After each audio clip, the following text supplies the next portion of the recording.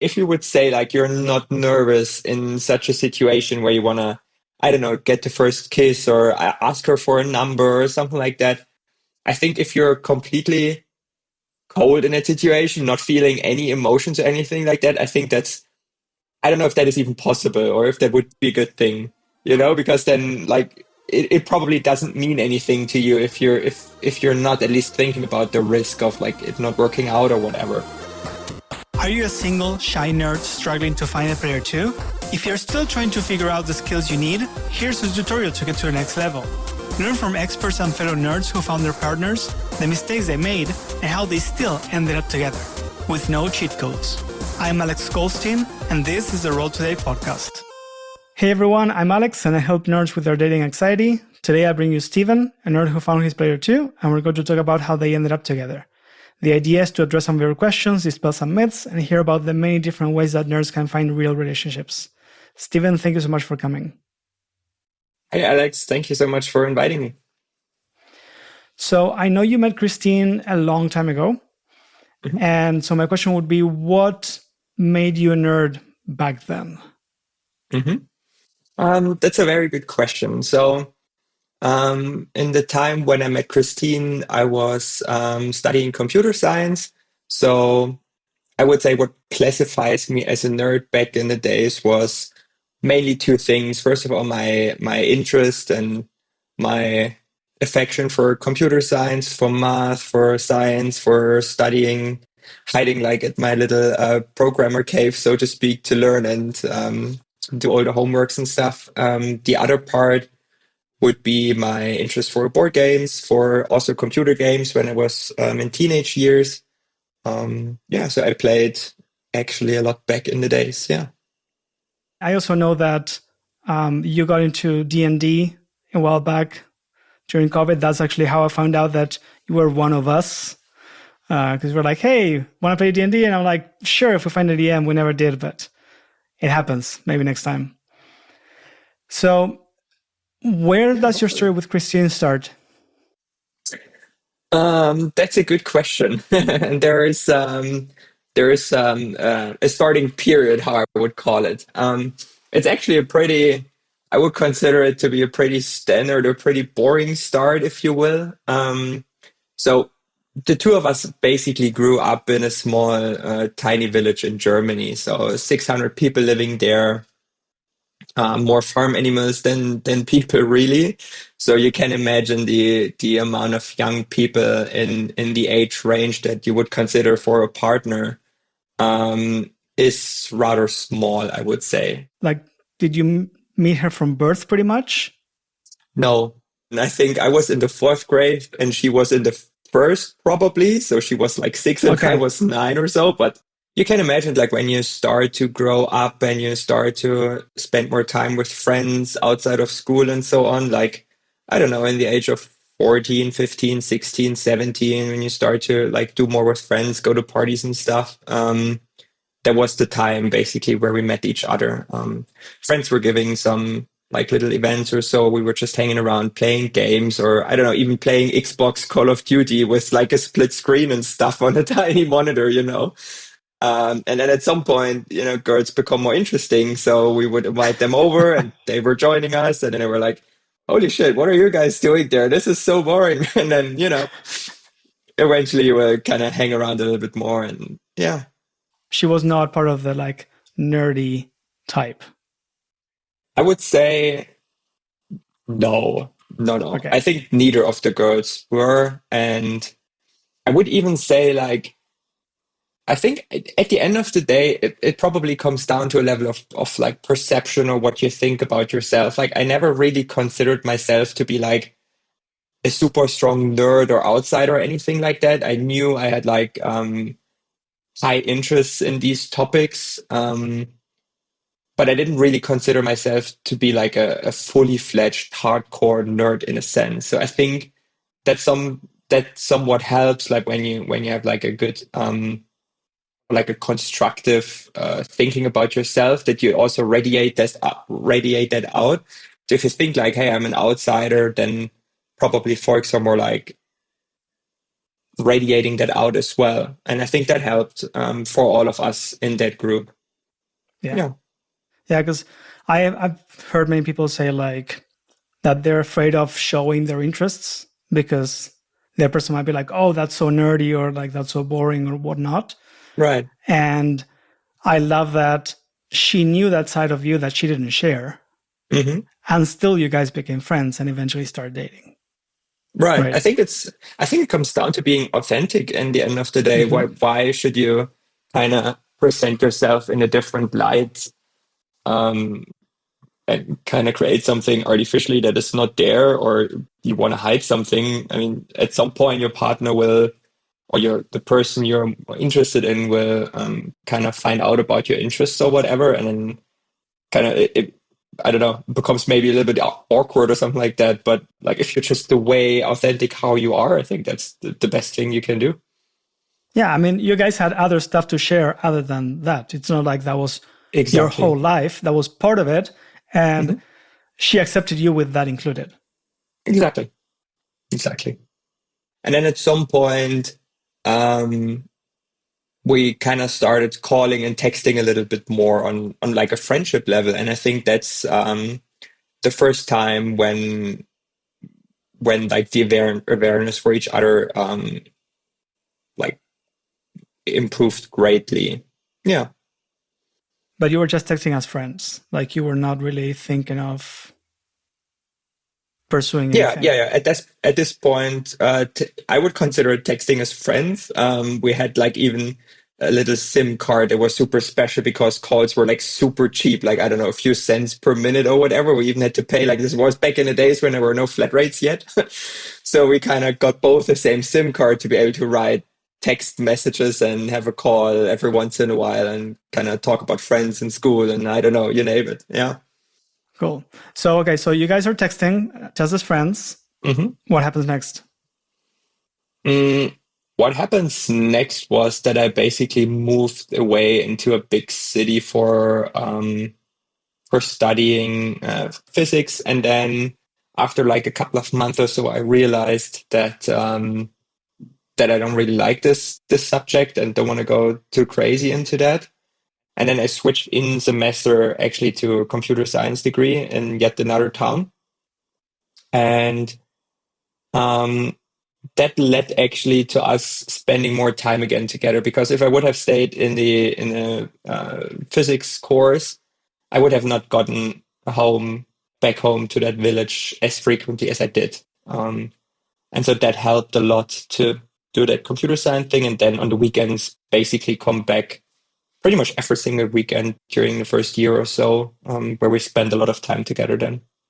Like before that, there was like, okay, I'm moving away for this degree and I was kind of prepared a little bit to not see my friends at home that much anymore. So that, that was kind of starting a new chapter, if you will. And then going back to that, uh, back closer to that village, then I tapped again more into this circle of friends. Right. Yeah. So you went away, then you could spend more time going back home just to visit friends and family. Hmm. What was the transition from friends to something else? I don't know. I would say it was a feeling, basically. Just, I don't know, like a feeling. I brought her home and then somehow it clicked, which was again in our home village on a weekend thing where I brought her back home. And then the first kiss happened. I think after that, that was basically the change in this dynamic. You didn't say like, okay, I'm gonna go back this weekend and I'm gonna like, and something's gonna happen. Oh, not at all. No, no, You, absolutely not. No. so it was just a thing of the moment, like you decided on the spot. Yeah, I would say so. Yeah. Okay, you didn't even think about it. Yeah, I would say pretty intuitive. Like, I was never really going to any sort of dating events, dating apps. Heck, I didn't even have a smartphone at the time. So I don't know, all of that stuff didn't exist. So I don't know, it was just a, a spontaneous feeling, I would say. Yeah. Usually, like if you're friends with someone, there's often this fear of like, well, if something happens, A, will I get rejected? B, if I get rejected, will that ruin the relationship? C, if I don't get rejected, then we start dating and then we break up, then I'm going to lose a friend. There's like all these things that in your case didn't play out. Not really. As I said, like I think it was a gradual build-up of interest for each other, with like the phone calling beforehand, then like kind of with a handful of friends, always seeing like, hey, are you there as well, and so on. And then, yeah, it was like a gradual transition, I would say. I think that's the best how I can possibly describe it. Could we say that you liked each other, but neither of you realized it? Maybe? I think I gotta go back to this gradual process example, because I think there was like no, let's call it like no drama or like spontaneous like slap or anything like that involved. Like, But was there flirting? um, so basically going back to this gradual example, the way how I perceived it at least, and maybe again like that's just my part of the story, but how I perceived it was that it was in a sense like the next logical step. um, like you're being friends for quite a few years now, and then we started with the phone calling thing, so we were talking also about some topics that were a little bit more sensitive, and then kind of opening up to each other a little bit, and then kind of being at the friends parties and stuff, oftentimes sitting together, spending time and having fun, and also being like in a sense like physically a little bit more closer to each other, like not like hugging or anything in a sense, but just like, when you see a different person that is completely foreign to you, then you would not go as close as you would go to like a very good friend, right? There is like some invisible boundary in a sense, if you will.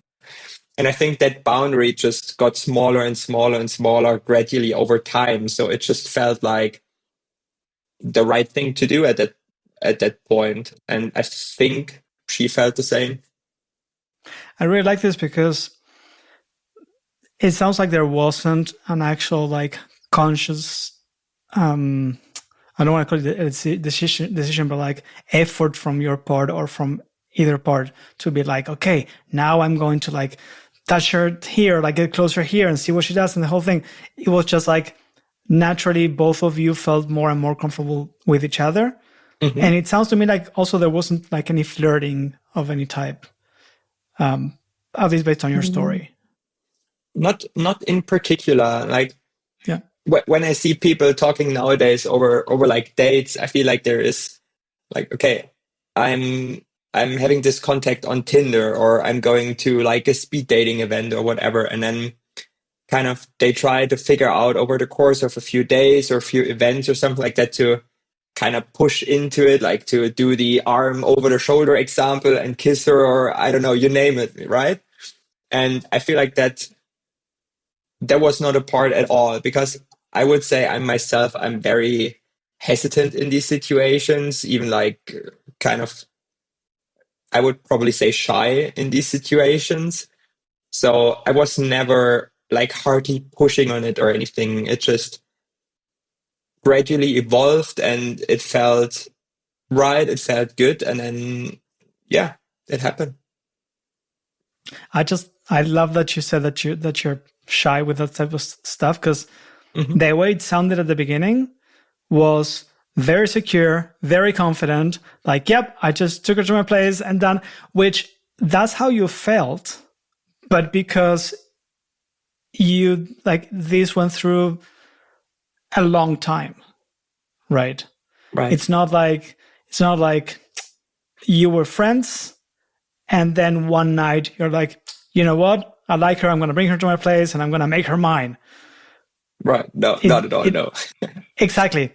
So I like that we're making this distinction, because it's like, yes, you're shy, or you might be afraid of rejection, or you may be like a bit insecure with some things if you're going too fast. But since both of you went at the same pace, that you both felt comfortable, it actually worked out. And I don't know if you want to talk about this, but you mentioned that she had social anxiety. And I recently posted a short video about how most of the dating advice doesn't really apply to shy and introverted people. Right. Especially when you're looking for signs, because like they show like the signs, like they look into your eyes, or they make physical contact, or something, they laugh at your jokes, which is great. But if you like someone who's shy and introverted, even worse if she has social anxiety, that wouldn't work. Like my guess is Christine would have just run away if you actually had tried to do all those things that like the dating experts say that you have to do, right? I would probably agree. So I would consider her self to be more on the introvert side of things, whereas I am an extrovert, but still shy in this context. Yeah.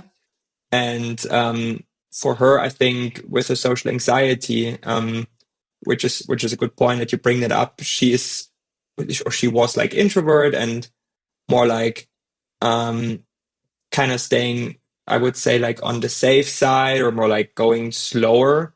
So I think you're right. Like if I would have pushed on something and just forced it or whatever, it would probably not have worked out. Yeah. Honestly, I really like that, because that's a whole different perspective that what most people say, and many people say like, I like this person, I want to tell them that I like them and do this. It's like, hold your horses, chill, get to know them, become friends. Like I don't even know how many times I was looking for signs and there were no signs. There was attraction both ways, but there were just no signs. Right. And I think to tap into that a little bit, which is a pretty interesting topic, like when you think about attachment theory or something like that, when you have like these anxious and avoidant pairs, or like these kind of character traits, if you will. Yeah. I think there is potential for some strategies and for some tactics to work. But the question is, do they work for a short-term thing because you trigger some certain like emotions or subconscious behaviors or whatever that the other person is just like genetically or biologically programmed to do? But the question is, does that ultimately lead into a healthy relationship? And I would say probably not. Maybe it works for some people. I don't know. Never tried it. I was never successful with something like that. So I can't talk about it. What I can talk about is basically kind of the story that we did, like, again, like this gradual example of evolving it. So just, I don't know, do your hobbies that you are doing anyways, and try to go into some social spaces where you have the chance to meet other people. And then if you like someone, I don't know, just try to spend more time with them on hobbies or something like that, which is kind of what we did. And then what you do is like naturally you're engaging in the same interests, which is a good thing for relationships, sustainable relationships, then after effect anyways. And if you share these interests and fun with it, I think over time you will naturally build some sort of deeper connection with that person. Yeah, and it's sharing at least some interests. It doesn't have to be all, right? I mean, she wasn't into Call of Duty or gaming or anything like that. Of course not. So, no. Like one thing doesn't change the other. Exactly. Yeah, like maybe one or two things where you're on the same kind of wavelength, and where, like you get into flow and you just enjoy being around the other person carrying out this activity or this hobby or whatever it is. For some people, it might be painting. For others, it's playing, I don't know, Counter-Strike, or I don't know, Yeah. And having patience. Yeah, of course. Like, exactly. I think that's what the the quintessence of like our story is basically like just having patience and just gradually step into it how it feels right. Yeah. Because basically, I mean, you guys maybe made around when you were like 14, 15, but you like nothing happened. Like I'm even though you keep saying that it was gradual, I'm taking the first kiss as like the breaking point between just friends and something else. So between when you met and then it was like what, like 14 to like 19 or something? Well, when I was 14, she was like 11 or something like that. So probably a little bit after that. But yeah, Okay. the first, I don't know, notice of her being a human being in this community was probably about that time. Yeah. Yeah, but that's what I said. Like most people say, like, well, 5 years is a very long time to start dating someone. I'm not saying take 5 years, Oh no, hell but no. exactly, hell no. But it doesn't have to be that I like you, let's go on a date, done. You know, Right. it can and it often, at least I haven't interviewed that many people yet, but my theory is that for most nerds, that's how it works, right? I mean, Hmm. many of us, not all of us, of course, but many of us might be shy, might be introverted, might want to take things slower, might be looking for something more serious. And Hmm. we may not be into that, do it now, fast, quick, right? And if we try to force it to be like that, you're not going to find someone who's like you, and B, you're probably not going to be comfortable, and the other person is not going to be comfortable. So Exactly. And that is the key point, like the key challenge that I see, even though I never ever tried any of these apps, but what I've heard from people and also from some clients of my side is like when you engage with these dating apps, then to me it appears like to be very superficial, like on a very rapid approach. And a lot of people on these apps are more like not really looking for the long-term game, but rather for like a quick fix, you know, just yeah, quickly getting a girl into bed and then I don't know, that's it. And especially via text, you lose so much information on the other person's personality and interests and values. So I think like I would say probably like this really rapid approach of thinking like, okay, 1, 2, 3 dates, and then I know if I'm the right person for this, or like if that is the right combination for a relationship. I don't think yeah. that this is going to be very likely to work out.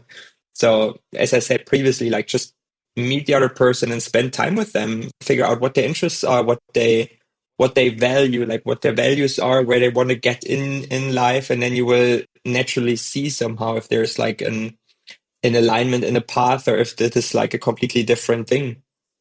Mm-hmm. Yeah.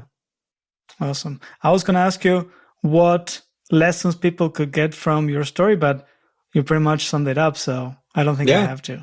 I think I don't have anything to add to that. Just give yourself time and be yourself. I think that's the most important part. Like just, I don't know, be yourself, be authentic. Don't try to hide anything or brush something up that is not there or whatever.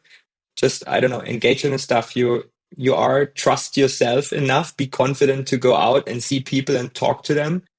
I think that's the biggest point of like not asking for a girl's number or trying to see her again or whatever, because like you know some experts say like you don't uh, answer her in the first 3 days or 7 or whatever Yeah, the number is, you I know. I hate think that. that's all bullshit. That's just, I don't know, if it feels right to you, right to her, and if there is a connection then she will answer. Yeah. Um, Most people are myself included, frustrated with the be yourself advice, Fair mostly enough. because the argument is I've been myself my whole life and it hasn't worked. Right. Okay. So my addition to the be yourself, because I do agree that you should not try to be someone else. Hmm. I think you have to be the best version of yourself and you have to be comfortable with who you are. Because Hmm. you can say, I'm being myself. I'm shy, introverted, afraid of rejection, and I'm not finding anyone. Period. That's myself. Oh, yeah, absolutely. And I totally agree. I think there's like a spectrum of kind of pushing the boundaries that you have, like going a little bit out of your comfort zone, which is, I think, what you described, like just trust and get the confidence and do things you wouldn't do otherwise. Like there is like a sweet spot somewhere, I think, on like overdoing it, like kind of trying to be someone completely different than you actually are and trying to fake something, which is the end of the extreme. And the middle point, the sweet spot, is somewhere between like going a little bit over your things, your habits, your actions that you regularly do, but still kind of stay close enough to yourself. Yeah. I would say being true to yourself. So in the sense of knowing the things that you like, knowing that they're not wrong, knowing maybe if you don't know how to have great conversations, practice them, like coming to my improv game sessions, for example, one example, or like working on the things that are blocking what you want to achieve, like the results that you want, while saying, okay, these are my values, these are the things that I like, these are the things that I want, right? Being super conscious and accepting that and assuming or looking for people who accept them. Like Christine accepting you that you're playing video games. Great, that's who you are. You're not ashamed of it. And you're like, if someone's going to be with me, that someone's going to have to like me like this, right? And being super comfortable with that. I think that's kind of like the caveat to the be yourself. Right. And I think what you're saying, like with the improv games and like getting basically some training in place or some, I don't know, some let's call it maybe confidence boosters in these situations, absolutely helps. And I would have wished for myself to having had something like that when I was in that age, because I feel like if you would say like you're not completely not nervous in such a situation where you want to, I don't know, get the first kiss or ask her for a number or something like that. I think if you're completely cold in that situation, not feeling any emotions or anything like that, I think I don't know if that is even possible or if that would be a good thing, because then like it probably doesn't mean anything to you if you're not at least thinking about the risk of like it not working out or whatever. Yeah. So when you get some kind of a little bit of like, I don't know, conversation starters or something like that, like you are in a situation and you are more in a shy spectrum and you don't know, oh shit, what should I say to this girl now or to this person? So to having then a few conversation openers that help you get over that first hump to actually get into a conversation and get started, I think that's so valuable to practice a little bit, maybe even in front of the mirror or something like that. Like people who give TED Talks, they rehearse their talks like, I don't know, 20 times probably until it's really smooth. So why not doing Many that more. in a situation like that for dating? Yeah. I think that's perfect. And that is still being yourself. Of course. Like practicing has nothing to do with faking or changing yourself, right? Yeah. Absolutely not. You basically choose who you want to be and then you just practice it, right? It's like my true self would do this, right? My true self would, let's say, know what to say here or like ask better questions or whatever it is. And then you just become that better version of yourself. Exactly. And changing the actions and the habits. Like when you want to lose weight, you also change your diet in a sense and maybe work out more, which is in a sense actually also a change in identity, because before that you were, I don't know, maybe in a state where you would want to lose weight and then you change your identity to something being like, okay, I'm fit, I'm healthy, I'm lean, whatever, even before you reach that state, but still in your head you have achieved that already. And then it's so much easier to actually reach that final goal. And I think it's the same here, what you said, like practicing that and defining your own identity, taking it into your own hand to decide who you want to be, how you want to be.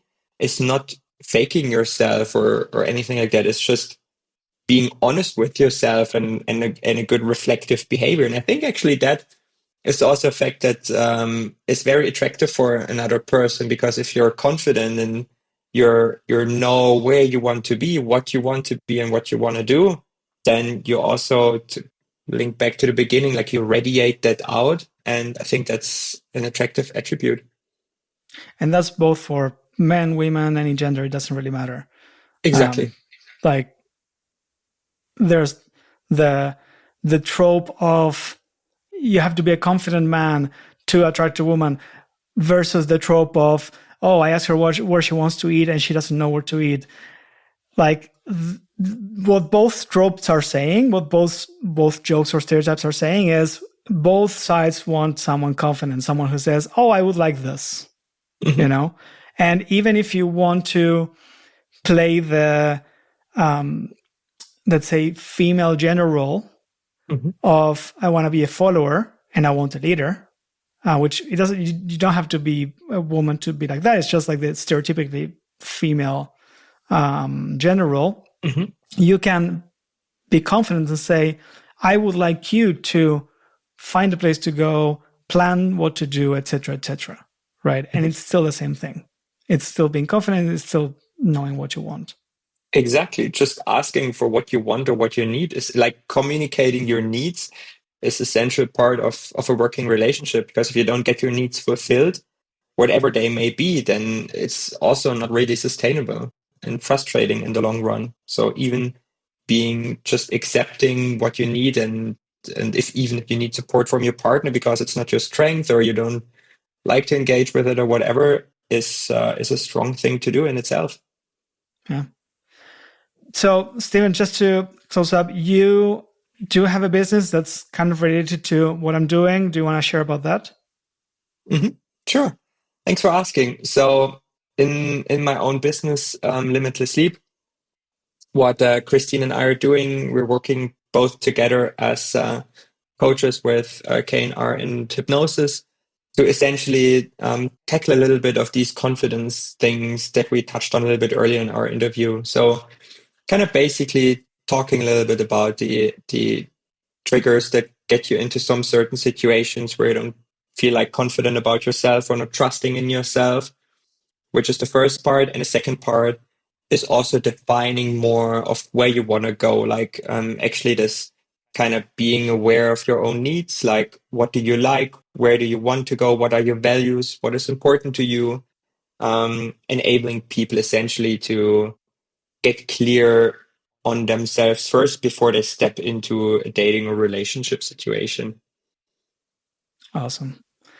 Well, Steven, this was amazing. I know we talked for much more than you thought we would, so I really appreciate it. No problem. It was a fun conversation. Thanks, Alex. Yeah, and thank you for coming. I hope it was useful to everyone else as well. Do you want a cheat code to level up? Listening to more episodes will help you learn the skills faster. So make sure you follow the show.